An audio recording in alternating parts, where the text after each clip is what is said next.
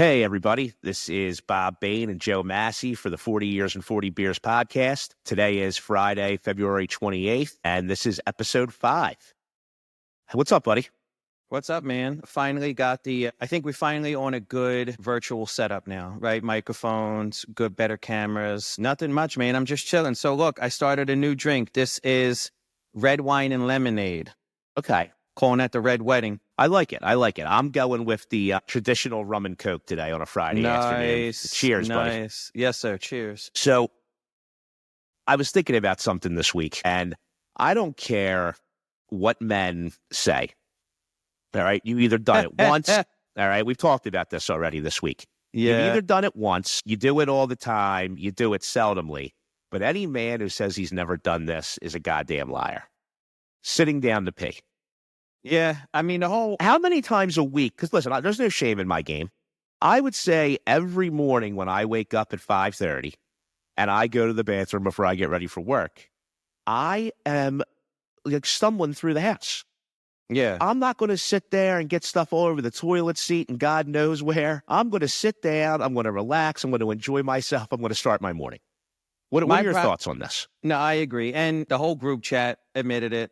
We're not going to put any names or faces out there, but I have a spraying problem. You're liable to get baptized if you're in the stall next to me. I just got tired of cleaning up. So is it you can't hit the toilet, or it hits the toilet with such force that it like ricochets and comes back? No, it's not an extremely forceful kind of thing. It's like multiple streams simultaneously. I get a little on my pants, you know what I'm saying? So like, no, it's a majority goes straight, but you get a little. It's just haywire. And I just got tired of cleaning up. So there's a Curb episode dedicated to this. And Larry was saying, like, why would you turn the lights on? That was my biggest thing. Like, it never occurred to me in the middle of the night, turn the lights on, your eyes, it's all messed up just for that. And then I'm spraying all over the place and I got to clean it the frig up. Like, just keep the lights off, sit down, relax yourself. It's no big deal. But yeah, I mean, it's a daily occurrence at this point. Well, the other thing is usually it's a double bubble, right? In the morning, you're usually in there for a double bubble. So why not just sit down, relax? And why is this, people always make jokes about this, right? Why is this such like an unaccepted thing in society?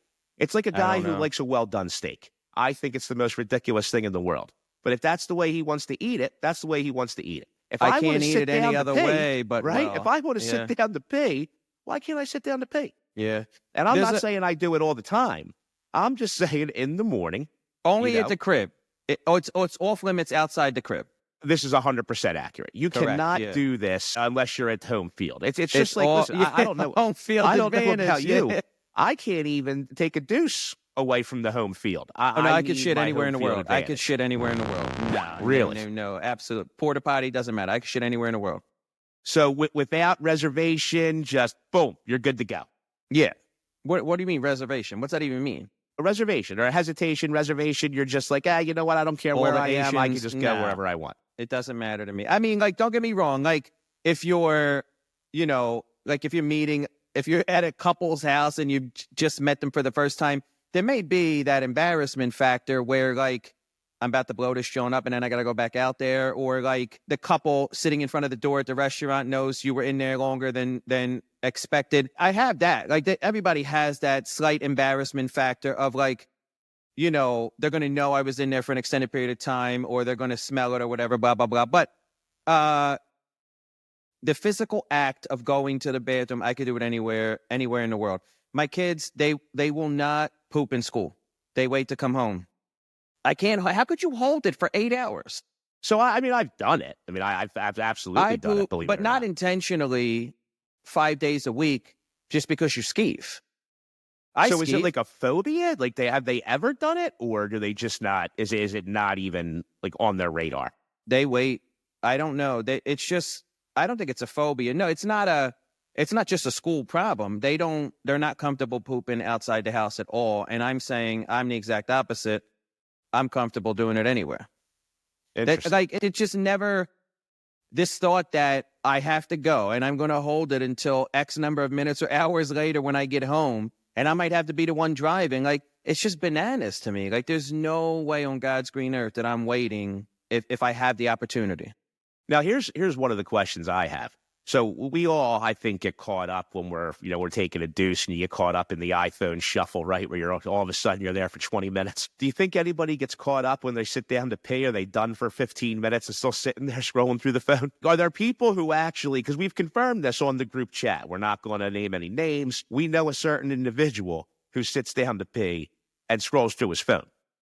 I do. How long are you paying for that you have time to scroll through your phone? It's not about the length of the urination. It's about the fact that at this point in time, there's no difference between pissing and shitting in life. I beg to differ, Max. At the house, if you're sitting down, there's no difference. What's the difference? You can sit there. One takes 10 seconds and one can take up to 7 minutes. You know what I mean? That's no, but I mean, the only difference is when you choose to stand up. If you choose to sit there and scroll on your phone, whether it's a 1 or a 2, what's the difference?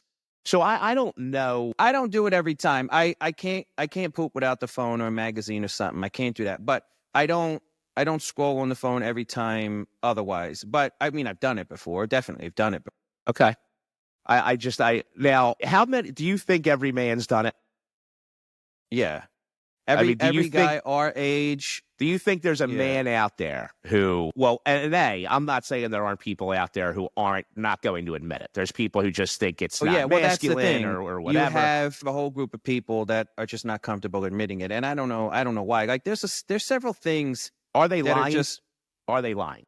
I think some of them are. I think there's some people who won't do it at all.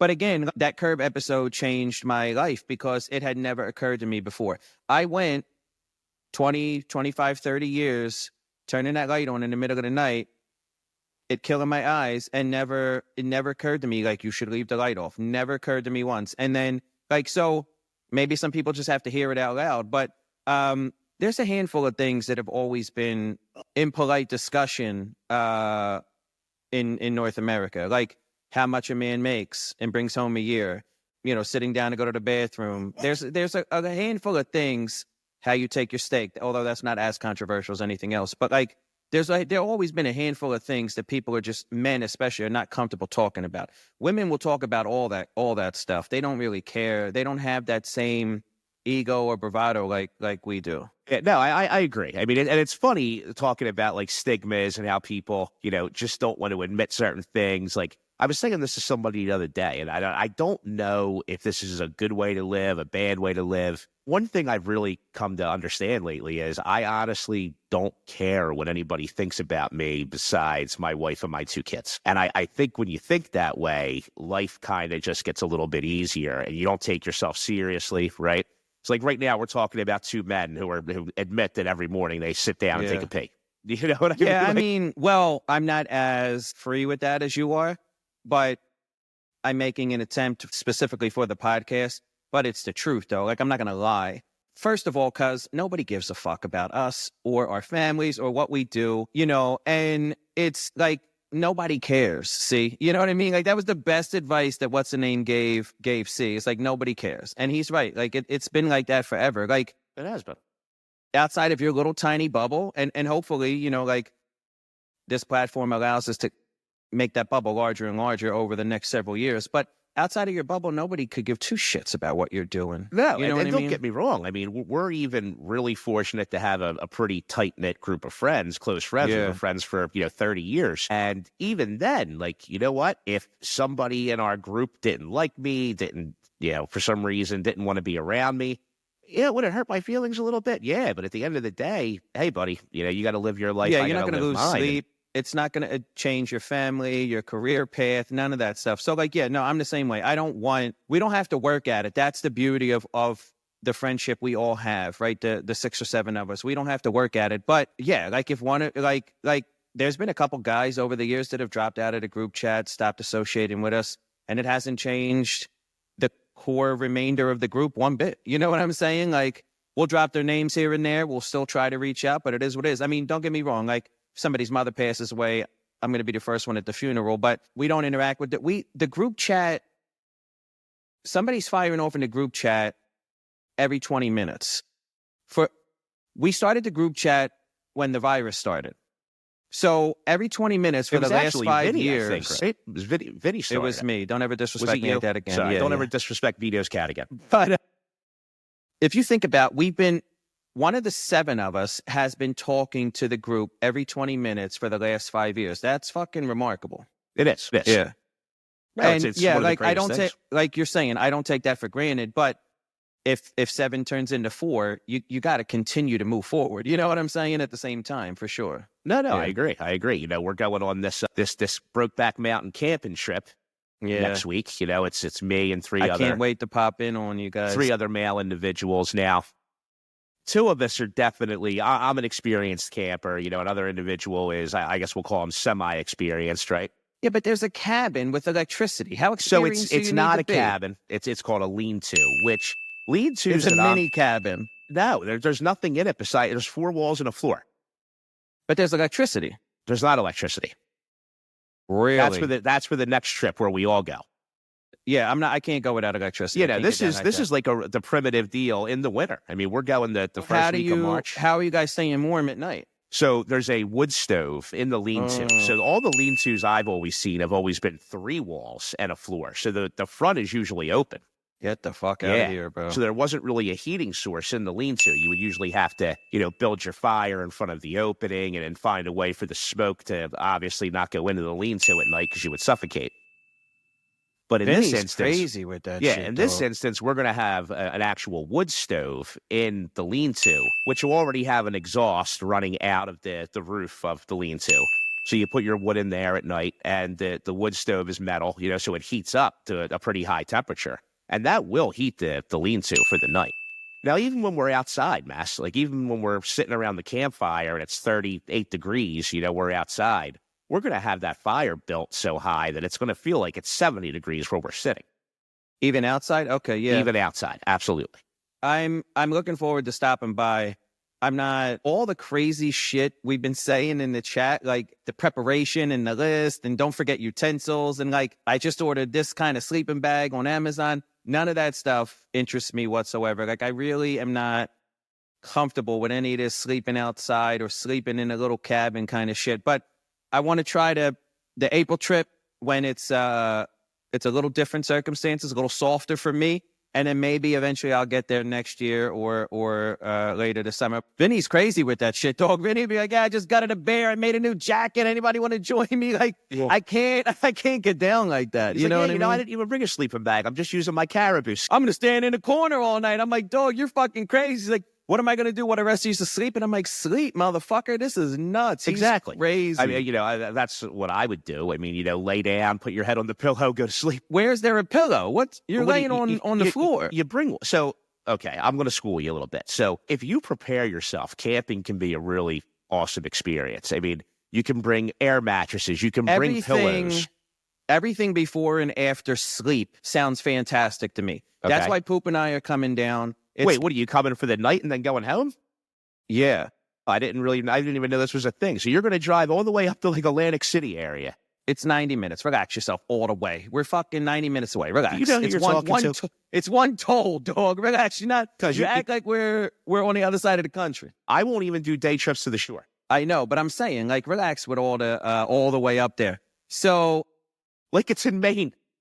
Listen, we've all been very busy lately. Poop and I have recorded, we must have recorded 100 songs, several hours. We haven't really had a chance to listen to together ever, except for the day it was being made. I listen on my own, he listens on his own. But we haven't had the opportunity to ride in the car together or be anywhere physically in the same space where we can listen to an entire album together. Okay. So I'm looking forward to that just as much as hanging out with the rest of you guys. Like the 90 minutes up and the 90 minutes back, getting 3 solid hours of listening to all of our new material. And then you can critique it. Yeah, take notes, maybe go home and make adjustments and stuff like that. And then there's nothing better than riding around in a car to your own album. But then in the middle of that, to be able to spend 2-3 hours with you guys as well, like it's going to be a good night. You know what I'm saying? And then if it wasn't so far, I would love to be back again in the morning. The whole trip seems fantastic just to be able to hang out with everybody. But the sleeping part is what I can't get down like that. So when you go camping, they have like rollout pads, foam pads, for example. You can't hear me? Is that what you said? Oh, I was gonna say I've never gone camping. I thought you were asking me a question, but go ahead. No, so when you go, like for example, I mean, I'm probably not going to bring an air mattress because one, it's just rude because I don't know how much room is in there, right, for us all to be in there. So I'll probably end up bringing just like a 1/2-inch foam sleeping pad, and I'll have a mummy bag. All right, mummy bag. A mummy bag is basically a sleeping bag that zips all the way up, and the only thing opened is here. And I have a 20-degree bag.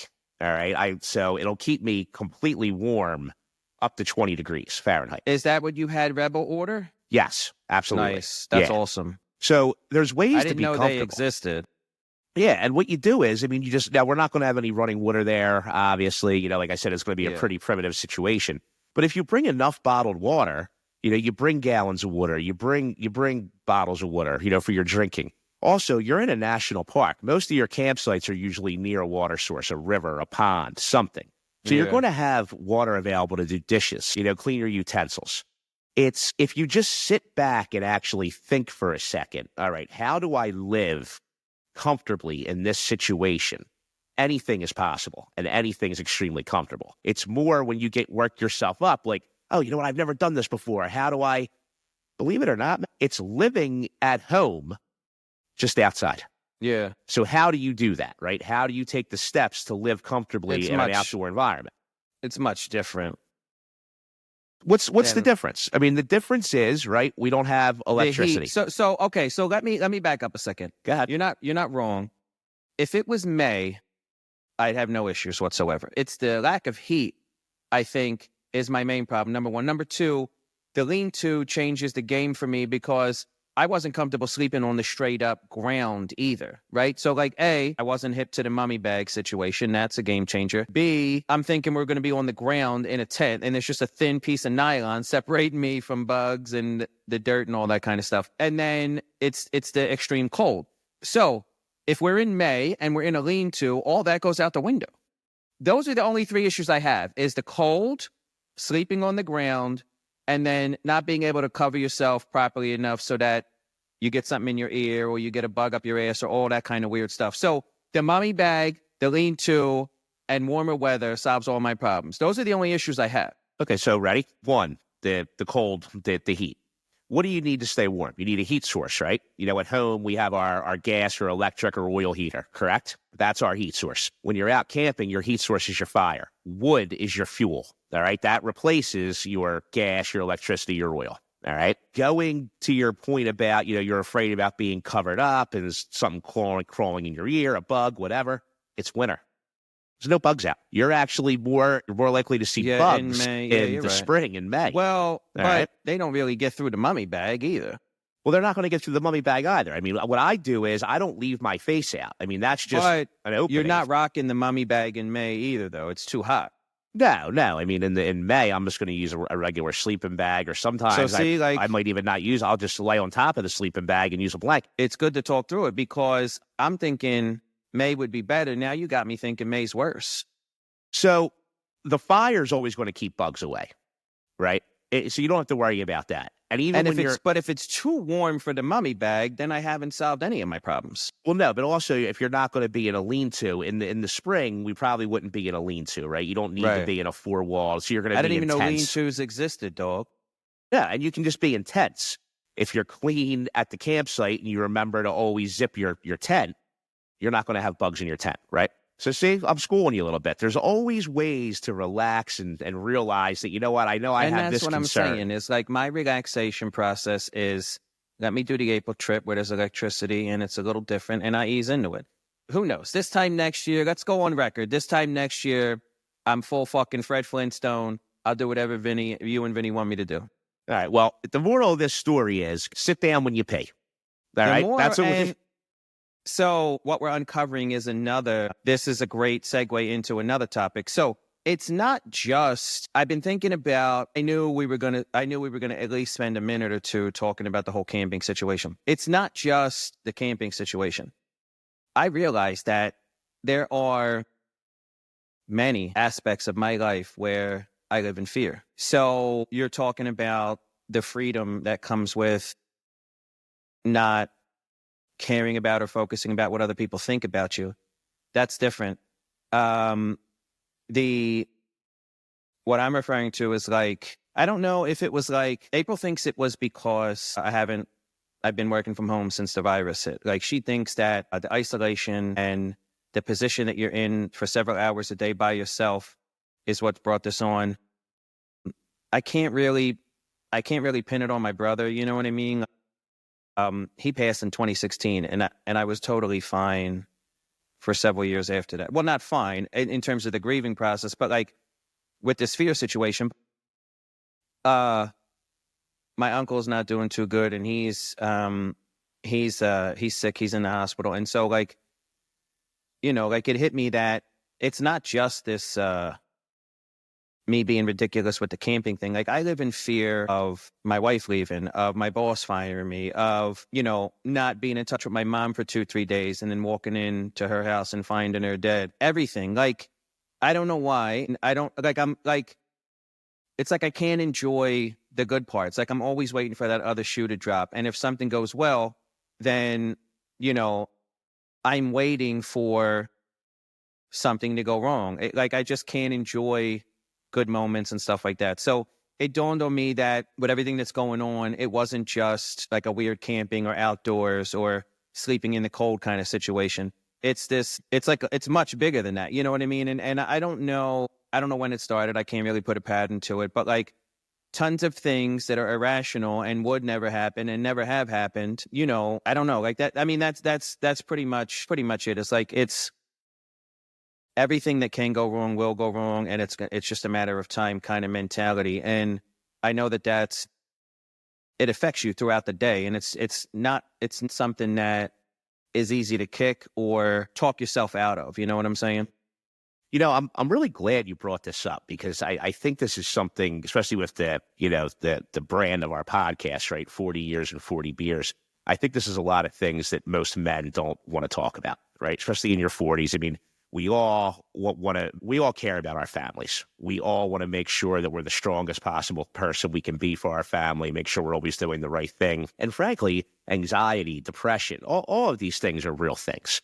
You know, I wish they weren't. I'm going to go out on a limb here, and I'm really going to open up a little bit, since you just did. You know, I struggle with extreme anxiety and used to be completely out of my mind with it. I had a problem with, like you just said, worrying about if your wife's going to leave you, worried about if your boss is going to fire you.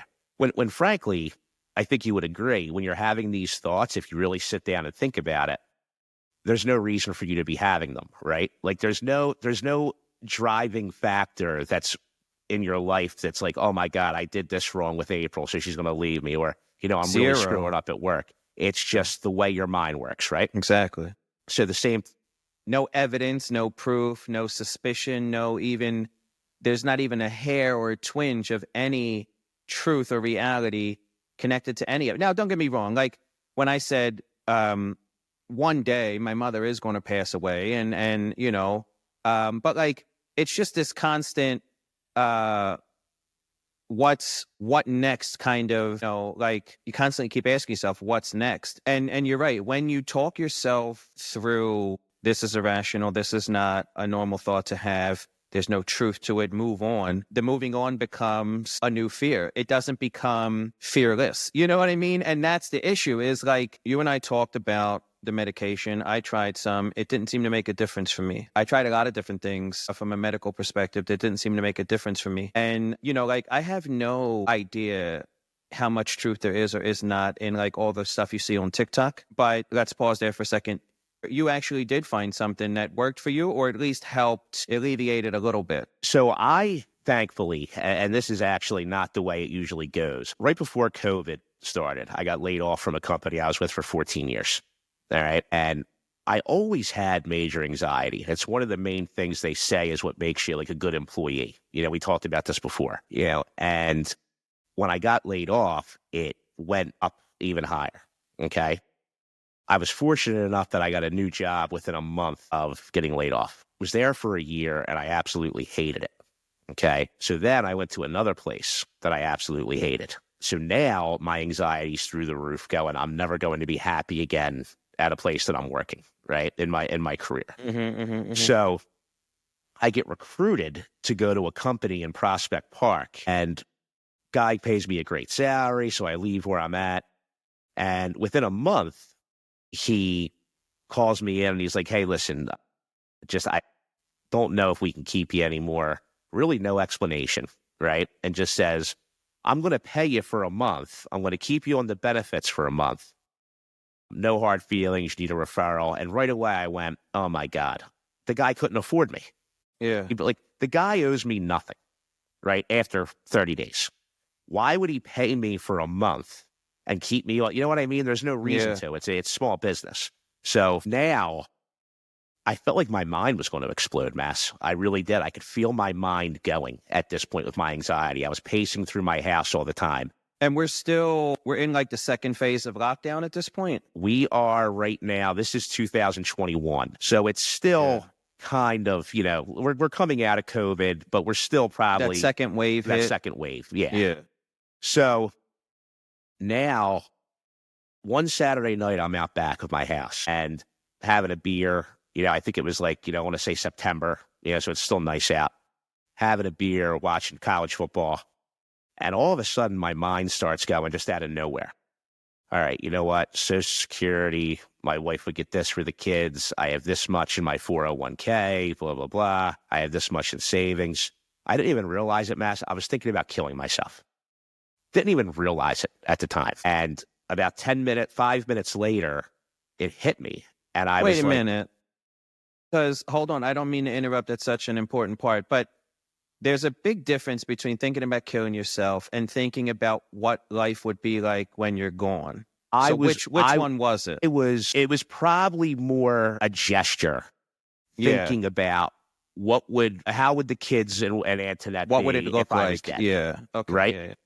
I guess that's what you could say. Yeah. So, which in my opinion is enough to freak you out. No, yeah. I'm not saying it takes away from the gravity of the situation. I'm just saying there's a big difference between like, let me go get a gun or a rope or slit my wrist this way versus this way, as opposed to what would things look like if I go off the deep end and my wife has to pick up the pieces. There's a big difference in those. So you know what? I don't thoughts. disagree. I don't want to. Suicide's a very, very, very serious thing. So I don't want to disrespect anybody who's actually. I agree with you. That's a better way to go about it. Yeah. It was more wondering if I did go down that road, what would it look like they survive from my loved ones? Yes. Okay. Go ahead. And after that was on a Saturday. Monday, I made a doctor's appointment. Told them flat out. I said, this is what happened. I said, I've had these issues with anxiety my whole life. They got me in there on Wednesday. Went through the exam, spoke to the doctor. Thankfully, they got me on a medicine, and they said that, hey, listen, there's a 50% chance it's not going to work. We may need to try something else. We may need to tweak the dosage, whatever. And for me, it worked on the first try. My family, my wife, myself, we all noticed it within like 3 or 4 days. I don't think about or obsess about the future anymore. Like, Mass, I used to obsess about money in what would be in my bank account, in my checking account, savings account, etc. a month and a half from now. I would try to figure that out. Who the hell knows what you're going to spend in the next 90 days? It's impossible to figure that out. What's going to happen? But this is the stuff that I would obsess about. And I still definitely have anxiety a little bit. It's always going to be a part of my personality. But I can definitely tell you that the medicine helped me. And I think that's what people have to realize when it comes to mental health is it can be anything, right? Like, for me, it was really a chemical thing. Like, some people's brains are wired differently. Yeah. I'm on what's called an SSRI or whatever it's called. It's a serotonin, release, and it regulates my serotonin. There were issues with serotonin in my brain, and that's why I was having crazy thoughts. I was so anxious, and frankly, it was probably the greatest thing I ever did in my life. And I don't know where I would be if after years of my sister and people telling me, Bob, you really need to go see a doctor and get on meds of fighting it. Like, I don't know where I would be right now if I didn't finally take their advice and not hit rock bottom, so to speak, but just get to a point in my life where I was like, you know what, I can't live like this anymore for me. I mean, it's not easy to admit to yourself. It's not easy to do something about. It's not easy to deal with in front of your kids. And that's the other thing too. Like, as a guy, we talked about, like, some men are uncomfortable talking about what they make for a living. this is even way more difficult to discuss, right? Like you don't even want your kids and wife to see you like this, let alone talk through how I'm going to make it better and you know, like the plan to improve, you know? You would say that you have the same symptoms, but you're able to deal with them much better. So I don't even know. I guess you could say that. I mean, listen, I probably had a touch of depression too. I mean, probably not clinical depression, but when I was working at a place for a year and I absolutely hated it, my wife would call me Sunday through Thursday, Bobby, and then weekend, Bobby. And I would get like anxiety. I would gag. I would gag on Monday mornings as I was getting ready to go to work, filled with anxiety. You know, and that's no way to live. You know, and I have a pretty stressful job now. You know, I'm responsible for sales in two pretty large companies. I run both of them. I'm the sales director of both. And it's just, I don't have that driving anxiety anymore because I'm on the medication. You know, obviously there's things that weigh on you a little bit. And if you're in a certain position in your life, you know, and you have things that you have to take care of, they are going to weigh on you. But I'm not obsessing over them anymore. And I'm not, you know, I'm not crippled by them or you know, sitting in a chair curled up in a ball because I'm so worried about completing a task or what's going to happen in the future. I think that I still haven't figured out yet is, and I definitely have talked to therapists in the past. And this one lady says, like, you never fix anything. You never really improve anything. You have to find a way to tolerate it. And if there's any truth to that, sometimes you find a way to tolerate it with medication. Sometimes you find a way to tolerate it with, like, April thinks all I need to do is start exercising and go back into the office and all my problems are solved. When my brother died in 2016, until the virus in 2020, even though I had lost my only sibling, I wasn't as bad as I am today. I don't know. I mean, I talk to hundreds of people over Zoom, but it's not the same as hanging out in physical. You know what I mean? I can't really put a pattern to it. Do you think that if you never lost that job, you would be on this medication? It's a great question. After lunch is when I have all the great questions. Yeah, I think eventually it would have caught up with me because I had a very stressful. I've always had very stressful job. You know, like when I first started out of college, I was just in sales, and then I always worked my way up to a position, you know, higher in the sales department. And then when I've always transferred, I always maintained that. I've maintained that. It's always been at least a lateral position at every company, if not a promotion. Well, plus you take it serious, and you have to put food on the table for exactly. I mean, it's human beings. Yeah, and I don't know. This is going to be funny. So one of the things that used to drive me in work is no matter how much money we had, right? Let's say we had a ton of money in our savings, we had a ton of money invested in places, whatever. I always had this fear one day that I was going to wake up and every penny was going to be gone. I don't know what caused that. I don't know why I felt that way, but I've never lived beyond my means because of it, you know, but it's always been such an anxiety thing for me where, oh my God, I'm going to run out of money. I'm not going to have any money. And that's one thing that is one thing I still obsess about. I'm obsessed with making sure my family's always okay financially, and not saying that I'm one of these great fathers because of that. I think 99% of America is. Yeah. But it's one thing that I still obsess over in that regard. I don't know if I obsess over it like that. I am aware that a couple years after my brother died, my father died. Like, I lost my grandmother, my brother, my father, all in a span of 4 years. And you think about, like, my dad's gone. My mom's not in a position to do certain things. Now you have your own family. Now you're the father. And you do realize, like, there's that point when, as a man, you're like, have no one else to turn to for financial things. You always have somebody to turn to for this or that. If I were ever to get into, like, a major jam or there was an emergency, my mom would do everything she could. Like, I don't mean that I don't have people in my life that would help. But just in a general sense, like, when it's not like, Dad, can I have, you know, $20 to go to the movies? Like, when everything is entirely on you under normal circumstances, it clicks in your brain one day. Like, that just in and of itself is a big burden to bear. Like, we were talking about it, I think the first or second episode, when we said, like, nobody walks you through the house and shows you where the hose bib is and the emergency shutoff is. Like, it's the same thing. Now you have no father figure to support you any longer. Now you're the guy supporting everyone else. Like, when that clicks in your head, it could be a major realization that's not easy to deal with. You know what I mean? It's funny you say that. You know, life's so cyclical, right? You go through the generations of people. You just say you don't have a father figure anymore. You know why, Mass? You are the father figure in the family. I know. So my sister and I talked about this. My godfather, my Uncle Tom, my mother's sister's husband is still alive. He's the only one in that family on my mom's side from that generation. all right, when he goes, me, my sister, my brother, and my two older cousins, we become the elders in the family. Yeah. And it's just cyclical. Eventually our kids will be the elders in the family, right? And I still have 3 or 4 uncles, blood uncles alive. So I'm not there yet. But yes, but it's along those same lines. That's right. Yeah. Yeah. No, so listen, I mean, all you can do is, again, when it comes to mental health, I mean, there are exercises. Some people can do that. They work for me. So I'm not going to sit here and try to preach those to people. Again, I truly believe that what worked for me isn't going to work for somebody else. So anybody who's out there is having issues, all I would say is, hey, when you are ready, call your healthcare provider, your primary care doctor, and they will take care of you. They'll do what's best for you. And in my opinion, anything you can do to make your mental health better is better for you, your family, the people around you, all of your loved ones. You're just helping yourself become a better individual. I agree. I mean, that's the challenge, is nothing is ever as serious as you think it is until you get out on the other side. Sometimes not everybody gets out on the other side, and that's the challenge. But yeah, I mean, absolutely. And, to start bringing things in a little bit lighter of a direction. So because I tried a couple medications, I tried gummies and stuff like that, I haven't found anything that I felt has worked yet. So again, my wife still thinks it's just diet, exercise, and physical work. But you watch a lot of these guys on TikTok, right? You see, like Mel Gibson says, I had a couple friends had cancer. They took ivermectin. They no longer have cancer.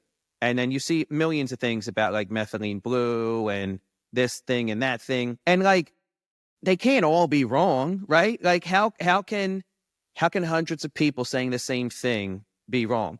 Were hundreds of people wrong when they all said Michael Jackson did X, Y, Z with children? You know what I'm saying? So like, you and I definitely, and this could be a really good conversation because it's not more of a disagreement. We just have different views. You know what I mean? So to answer your question, I don't know. I think it's a very valid question that they can't all be wrong, right? Yeah. And but then here's the other question. So a lot of people believe like that the reason those natural medicines aren't out there is because of big pharma, correct? Some of them, yes. Some of them. Yeah. So or like the cure for cancer is being suppressed because it would put millions of industries out of business, kind of. Yeah. Well, even I don't know about that conspiracy, but just forget about cancer. The cure for anything is suppressed by the people who make money off of the illness.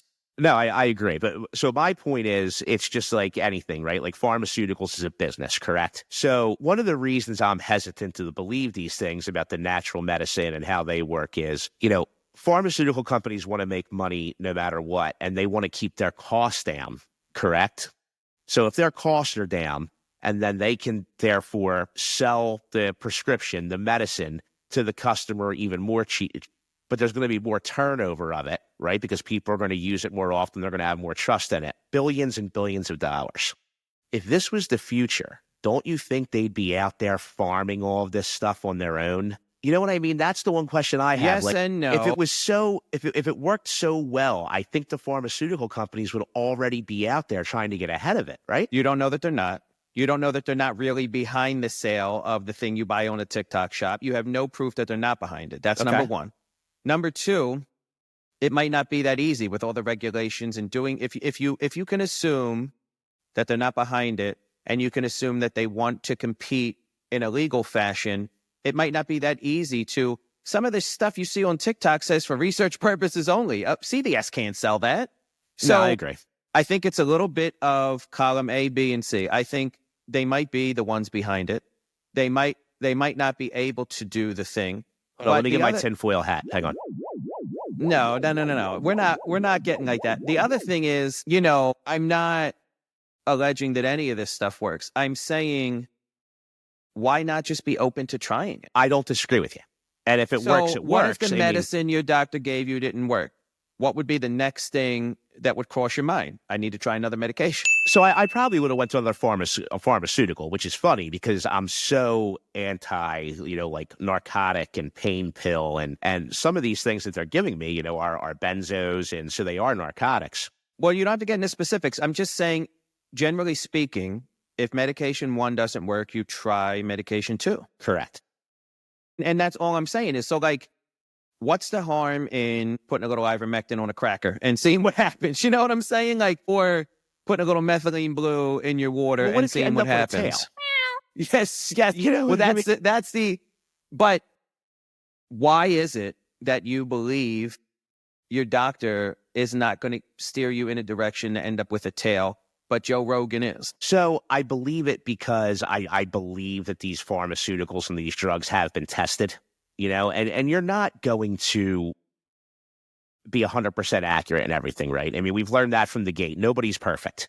Gary Brecka, because he's, I don't even know. There's so many reposts. I don't even know what his real channel is. We'll have to find it for the editing process. But he says that you don't inherit anything from your parents. He says that he talks to doctors all the time. And like they'll say, I'm treating Bobby because of heart disease he inherited. I'm treating Joe for diabetes that he inherited.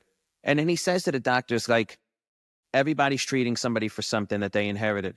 What gene did you inherit that gave you this thing from your father or mother?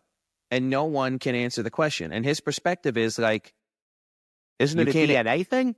No, he's saying, but he's saying, what gene did I inherit from my father that inherently gives me type 2 diabetes? Or what gene did I inherit from my mother that inherently gives me heart issues? Again, it could all be bullshit. But his perspective is like, no one can tell me what the gene is because the gene doesn't exist. And if the gene doesn't exist, the issue doesn't exist. And he's saying that it's all something completely different than what they've been thinking or telling you for a very long time. My point of all this is to bring the last fucking half hour full circle. He said that when, again, this is all just his opinion, speculation. It could be crazy tinfoil hat shit, and I could be totally out of my mind as well. His perspective is the reason that some people, and I think that I fall into this category, some people can't put a pattern or a start date or a major trigger or a traumatic experience they can't associate with their anxiety is because there is not one. And it could just be, like you said, an imbalance in something. Maybe the imbalance, it gets addressed by a medication your doctor gives you. Maybe it gets addressed by diet or exercise. All those things can be true. But maybe it gets addressed by another medication. He says that anxiety is a rise in something called catecholamines. And if you take a certain amino acid on a daily basis, it regulates those catecholamines so that you don't have this giant crash and burn and you have enough reserve in the tank. So like basically he's saying like, if this is your problem, you're low all the time and it's like flooring the gas when there's nothing in the tank. And so he said that there's something called L-tyrosine that you can take. So I ran it by ChatGPT, which is, I'm going to write that down. We have to have a conversation with ChatGPT at some time. So you know about my feeling with ChatGPT. I mean, does nobody remember Judgment Day? Does nobody remember Terminator 2? We're getting close, Mass. We're getting close to having to be hiding in bunkers with laser guns, like it's laser tag. If the last 50 minutes proved anything, it's that. Don't you dare say man will prevail. Don't you dare say. No. It's that you and I are comfortable putting our business out there. Forget privacy. Nobody has privacy. Nobody has privacy went out the window a long time ago. ChatGPT improves my life on a daily basis, both personal and professional, bottom line. And I buy into it 100%. So I don't even know if I'm that against the ChatGPT. I think it's more just AI in general and not the automation AI that makes life a little bit easier in computer programs. But now they're starting to make these robots, Mess. And I don't care what anybody says. Dog. But because the one looks just like the robot from Will Smith's movie. Yeah. Am I the only one who remembers that these robots tore humans' arms off? No, I'm not. Me. Am I the all only that one could totally happen. All of that could totally happen. I'm saying until the day that iRobot rips my limbs off, I'm going to get value out of him. That's it. That's all I'm saying. You got to go, Simon. What have we been saying this whole time? You got to go at some point. That's the one thing I don't live in fear of is artificial intelligence. Well, you know what? When friggin' Elon makes the whatever 2000 and he comes out and snaps your head off, I'm going to be the first one to go, you know what? He was a nice guy, but I told him. So hold on. Let me finish with the other thing. So I checked with my doctor and I checked with ChatGPT. L-tyrosine, if I'm pronouncing it properly, helps. And I started taking it a couple days ago. So I have to get back to you guys in a few weeks and let you know if it makes any difference for me. So I just want to get that out. So Elon's ChatGPT is the best one that I've used by far the best one that I used. I think it's called Grok, Grok. Oh, this is the one that fact checks him on its own. That's phenomenal. Grok is unbelievable. Now you can't talk to Grok. You can talk to Microsoft's version, which is Copilot, and you could talk to Google's version, which is Gemini. So let's ask him about the L-tyrosine. Here to answer question. Can you hear him? I can, and I already don't like it. You could change the voice. Call me Joe. Nice to meet you, Josh. So I've been having issues with anxiety, and I can't really pinpoint anything. I tried a few medications from my doctor that didn't work. A high dose of L-tyrosine could work over an extended period of time. A, is that safe? And B, what do you think about that? Anxiety is definitely tough. As for L-tyrosine, it's an amino acid that helps produce neurotransmitters like dopamine, which are linked to mood regulation. So what about my children? Like, if it works for me, their bodies and brain chemistries are still developing.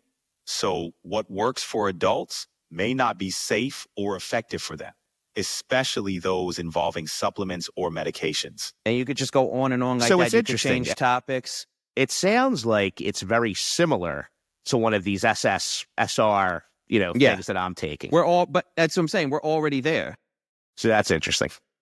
Yeah. So guys, definitely take care of your mental health. Like we said earlier, it's not something to mess around with, especially at our age. I know that Massi and I here are spring chickens, but the rest of you guys out there, you're coming in on it. So I know we talked. What else? I know we What talked about. We were putting the podcast together. We wanted to do a little section every podcast kind of regarding pop culture. We'll call it Pop Shots. Pop Shots is a great name. I'm a big fan of the name. I love a good pop shot. Yeah. We got brew bits and pop shots. Yeah. It's coming together, cuz. So I don't know if you saw on the news lately, we've had 2 celebrity deaths in the past 2 days. We've had Michelle Trachtenberg, who was on Really? Buffy. Oh, yeah, 39 years old. 39. Scotty doesn't know. Yes. So I said that Scotty doesn't know is my shit. Is that not the greatest cameo in movie history with Matt Damon? Eurotrip is great. Matt Damon's been great like that. Have you seen? He just did the trailer for Andrew Schultz's new comedy. Can I tell you an amazing story? Amazing story. Then we got to get back on topic. Yeah. So in 2004, Antoinette took me to Italy for her cousin's wedding. It was just when Eurotrip came out. We watched it on the fucking plane. All right. Nice. I'm going around Italy for the 10 days going, mi scusi. And then, do you remember that you told me that the bathroom was called the Pisciadul? Yeah. When actually the Pisciadul means little peepee. Yeah. So I go over there, and it's like 2 a.m, and I'm drinking grappa, and I go, hey, where's the Pisciadul? And they all start cracking up. Yeah, so thank you for that. But anyway, back to, so yes, Michelle Trachtenberg, she was in Eurotrip. All right, so yeah, she died, 39 years old. She was in what? What happened? It looked like something about her, like her liver. I guess she got a liver transplant, and the body rejected it or whatever. So, unfortunately, she passed away. And then you have Gene Hackman. Did you hear about this? No. Gene Hackman died at 95. I didn't even know he was still alive. Next to his wife. Or not next to his wife, with his wife in the same house. All right. Dog dead. Okay. So they weren't found for a couple days. First, theory would obviously be like carbon monoxide poisoning or something, right? Problem is, they found 2 other dogs in the house alive. Why would 2 people and a dog be dead and the other 2 be alive with carbon monoxide poisoning? So where I'm going with this is, things happen in threes. Who is the next celebrity who's going to die within the next 2-3 days? Who would you put your money on? First of all, the wife and the dog died, so we're already at 4. But the wife's not a celebrity. Yeah, but death happens in threes, not celebrity death happens in threes. Now you're gonna get us shut down for fucking, if you're right, and we're gonna get investigated for, oh my God. Ready?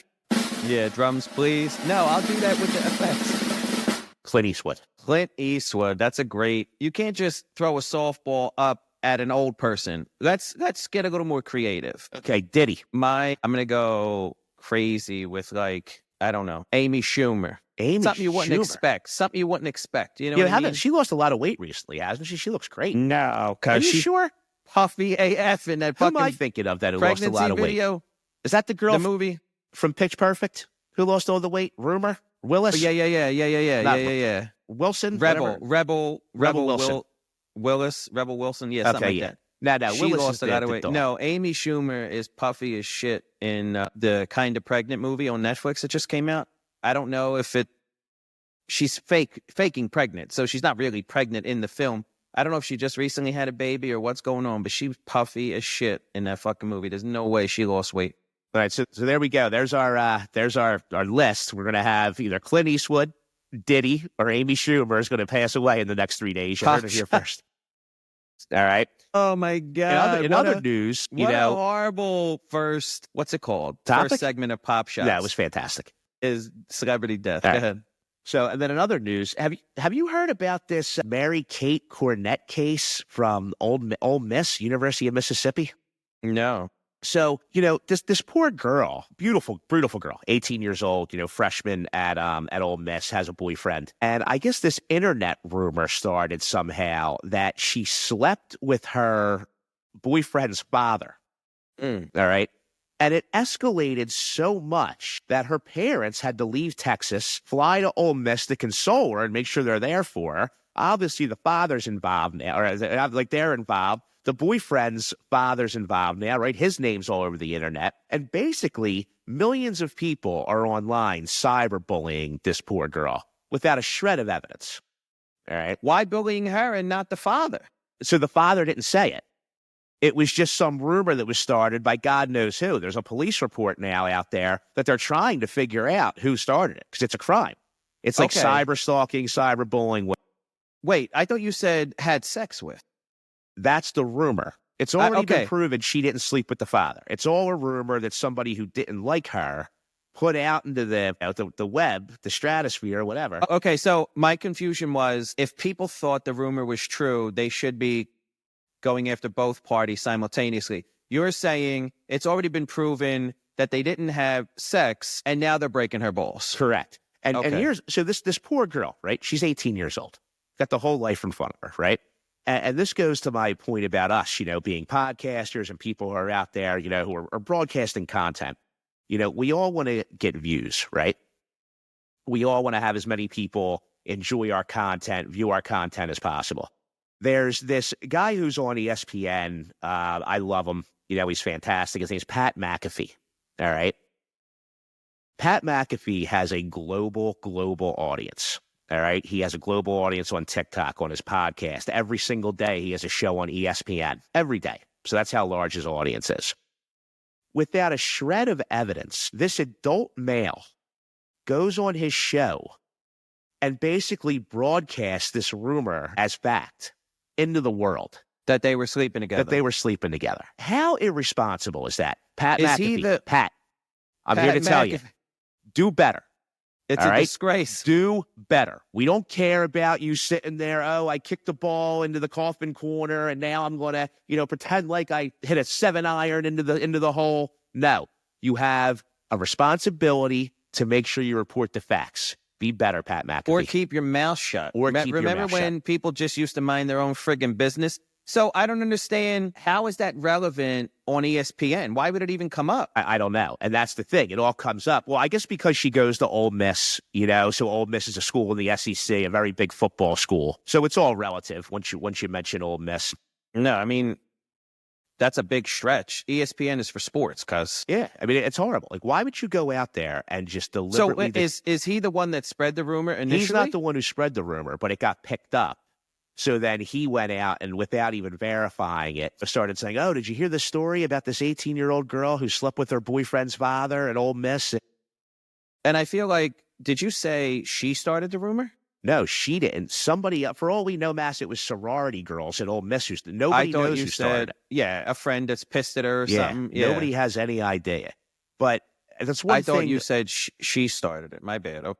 Thing that especially with the amount of podcasters out there and the amount of content, it's just one thing that I think you have a responsibility to verify things, right? Especially if you have a ton of followers, if you have a huge following, you have this huge digital footprint out there. People take what you say as law.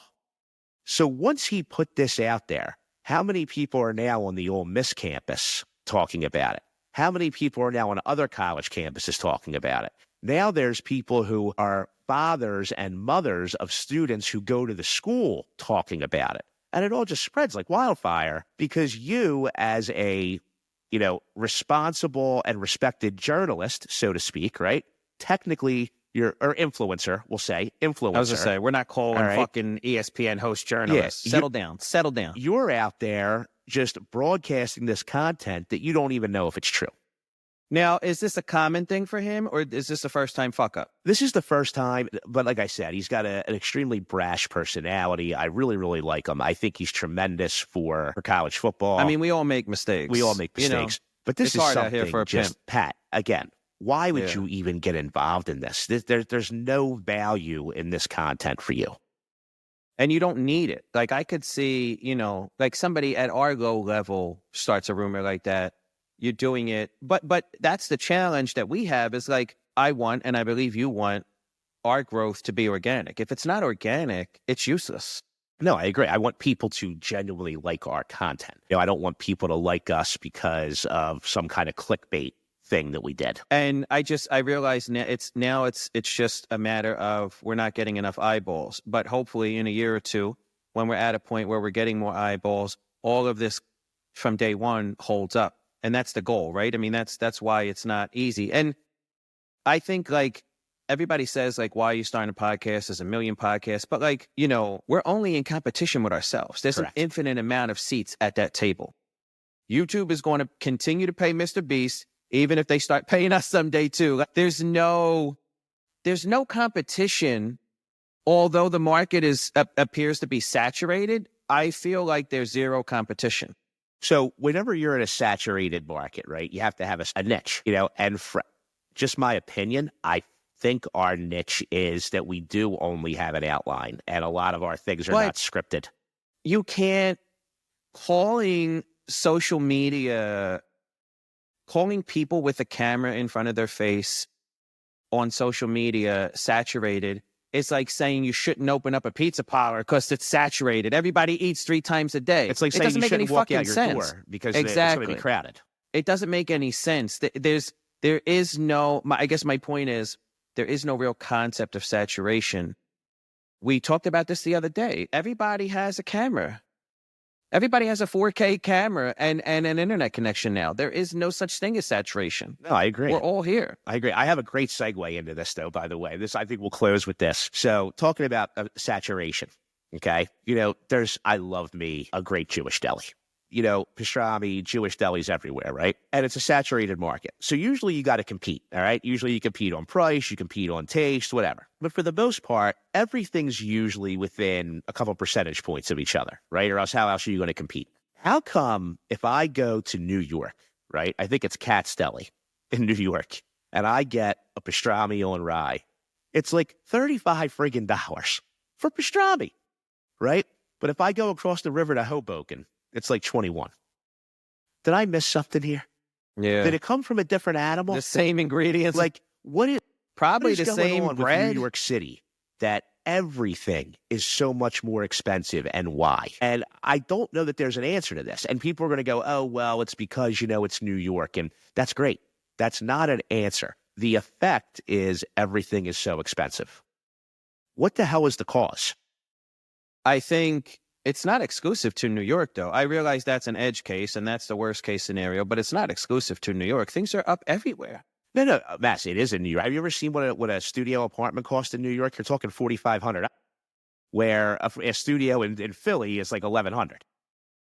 Yeah, I mean, I watch Little Mo. I love Little Mo. He says all the time, he says you need at least 3 or 4 jobs to survive in New York. It's out of control. Yeah. But again, I just don't understand this whole thing in society, right? Like, why is the pastrami sandwich in New York $35 and it crossed the river in Hoboken 21? Listen, I realize I'm complaining. If I don't want to buy the sandwich at Katz, just don't go friggin' buy it and just go over to Hoboken. But I just want to understand why. You know what I mean? I got a hoagie around the corner at Luigi and Giovanni's the other day. It was $6. You know what I mean? So, like, I hear you. It's. I don't know. I think in a general sense, the prices everywhere are going up, but people take advantage of New York. Don't you think a little bit has to do with? It's like, okay. if someone has an iPhone, I think this is a general assumption America makes. If someone has an iPhone, they have more money than someone with an Android device. So it's very possible. It's not a sex symbol, like a status symbol. Having an iPhone is a status symbol. Having an Android device is not. I think that Aren't they the same amount of money? But that's my point, is that it's rooted in nothing. It's ridiculous. But I think that living in New York, being in New York, eating in New York, playing in New York, whatever you're doing in New York is that same thing. Jersey is not as much of a status symbol or, has as much of a high price tag as New York. Same way that, the Samsung Galaxy costs more than the iPhone, you know what I'm saying? But you look down on. In certain circles, somebody's looked down. The kids.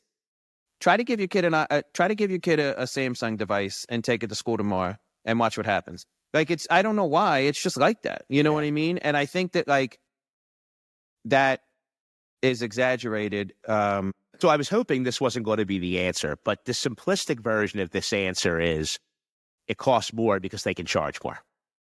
That's what I'm saying. Yeah. Because the perception is that, we're in New York. We have to live up to X, Y, and Z standard. There's no real reason why it needs to. Yeah, I bet you the same bread truck is coming from Hoboken into New York, and the cost is identical. And this is why people get so angry, right? I think this is why there's no rhyme or reason as to why things are so. One, prices are out of control everywhere, right? But when it's ridiculously out of control compared to the already outrageously controlled price, why is that you know what I mean? Does anybody else ask these questions? Because I ask them all the time. It's out of control. Look what's happening with the eggs right now. You know what? I guess from what I understand, it's that bird flu thing, right? I mean. But I'm just saying, prices keep going up everywhere. I agree that New York is taking advantage, but it's horrible to believe or think even that an entire city could get together and raise their prices on several different things just because they can. Yeah, and that's basically what the driving factor is, right? It's like, hey, you know what? We can, and until people don't pay it anymore, why would we drop the price? And I think that goes to the same thing in any type of consumerism, right? So with the egg prices and anything, right? Everything has gone up, and we were led to believe that it was all because of supply and demand, right? Like anything. I mean, the supply goes down, demand goes up, things are going to get more expensive. So in your mind, you're already thinking about, okay, so when supply goes up and demand goes down, things are going to come back. It averages out. They keep going up. Why would when this happened in the 80s, right? You hear stories about how our parents bought their first house for $30,000. They were making $400 a week, right? Then inflation hit in the 80s and things went up. Everybody got raises. Everybody made more money. Prices for homes got more expensive. Well, did they ever come back down? No. So I read an article. I have to find it. So that's what I mean. It. Why would anybody think now, and everybody's arguing over it and blaming this person, blaming that person, etc. Why don't people realize just, hey guys, prices aren't coming down? Yeah, why never. would they? I read an article the other day that said, if your family, it just said family, I guess it meant mother and father. If your family collectively made $80,000 a year in the 80s, they'd have to make $250 a year in 2025 in order to live the same lifestyle. Yeah. I mean, that's bananas. It's my 300% increase. My dad, he bought the house in Southwest for $35, dog. Yeah. I remember my dad's mortgage with taxes and everything, I think and we're talking with a friggin' 13% interest rate. It was $350. Yeah. You know, and it's just, I think that's one of the reasons people fight so much now is because we all think, oh, this person drove these prices and this person drove these prices, no matter what side you're on, right? Where I think to prevent that issue, we all have to realize that, look, it's all a chess match between the corporations or the sellers and the buyers. The prices aren't going to come down until the buyers stop meeting that demand. Historically, they've been going only up constantly. Exactly. Our entire lives. Yeah. So, I mean, it's amazing. It's amazing how much we all fight over it when we don't have any control, right? Well, actually, the control we do have is not to buy the product. Stop buying. Right, exactly. You know? But that's the same thing we were saying with AI. If you can find a way, why would you stop eating eggs? Why would you stop going to Cat's Deli? Why would you stop getting help from ChatGPT on a daily basis if you don't need to. Like, that's the thing. It's like, it's amazing to me how an entire city can get together and raise prices, but an entire community can't get together and stop buying the thing, right? Like, it's unbelievable. You know what? That's a really, really interesting point. That's a really interesting point. And you know what? Another thing I wanted to bring up, I don't know why I just thought about this. I wanted to bring this up in the last podcast. You know who, and I'm probably not even going to say his name right, Kim Jong-un, I think. I don't know how to pronounce it either, yeah. So, we're sitting here, we're talking about He's got a mean box cut. That's all I know. I'll tell you what, I don't know how to pronounce his name. I wonder if it's painted on sometimes. I almost wonder if it's not real hair. Looks like there's either a shellac going on there. Yeah, so, I don't know. We're pretty lucky we have the ability to have these conversations, and we're sitting here debating, oh God, eggs are too expensive by $1 or $2 and this. But think about what goes on in North Korea, because I don't know if you heard this story. I saw it on Joe Rogan. So in the 2010 World Cup, right, North Korea made it for the first time in how many years? I have no idea. So basically what happens is, at the end of their third game, they lose, so they go 0-3. They don't advance to the medal round. And you see all the people from North Korea sitting there crying, right? And you're like, man, that sucks. They're crying because they feel like they let their country down, whatever. They're going home. Come to find out, they're crying because they know they're going to go home. And Kim Young, whatever his name is going to throw them into a labor camp. So because they went 0-3 and embarrassed the country, he threw them in prison. The entire World Cup soccer team. Embarrassed the country, dog. Is this not the craziest shit you ever... Me. Like, you know what? We all bitch. We all complain. I'll tell you what. We don't have it that bad, do we? We better stop. I don't want to hear another word out of your mouth about Cat's Deli ever again, dog. I mean, could you imagine, like, all of a sudden, I'm sitting there, I go into Cat's Deli, and I sit there and I'm like, this is too expensive. Next thing you know, I got there with a 25-pound ball attached to my leg. shackles. Could you imagine? That's crazy. Yeah, that's crazy. The first thing I crazy. saw was they were dead. He said that Kim Young had them killed. So then I'm like, not for nothing. Way. I mean, there's no way. Nobody knows what goes on in North Korea. Like, they don't even have news. Their news is only put out by the government because it's 100% communist. And then I looked it up and I'm like, no way. But then I did see the article, flat out from world news outlets that basically said that, he put them all in a labor camp. That's what they call them. Their prisons over there, their labor camps. That's nuts. So that's what I'm going to close with today. Listen, as much as we all... Losers get locked up. As much as we all bitch and complain, everybody's on different sides and God knows what. People have different views. Think about this. We can play soccer and not worry about losing and being forced into slave labor. Cat's Deli's looking better and better. Every day. So the egg prices. I'd rather pay $16 for eggs than worry about having to be in a forced labor camp. We're trying to make it with a podcast. These motherfuckers can't even make it home. No, can you imagine? You can't even go represent your country. God forbid you fuck around and lose. Next thing you know, you got a 50-year prison sentence. God, that's wild. That is wild. All right, Mo. Shout out to this is the youth organization of the week, Ridley Youth Lacrosse. Lacrosse. My son Nick went through Ridley's youth program. He's a freshman in high school now, starting with the high school team.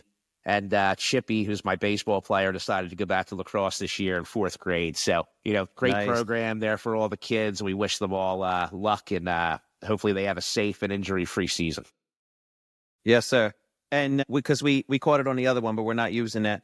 DJ Throwback, he's the only cat, well, hopefully the first, who recognizes the T-shirts. That's the cereal, Yummy Mummy, Boo Berry, Count Chocula. All right, guys, thank you. That's episode 5 in the can. We appreciate everybody's support and feedback so far. Talk to you guys next time. Cheers, man. Shout out to Massi Auto Body. Yes, sir. Thanks, Bob. I'll talk to you later, man.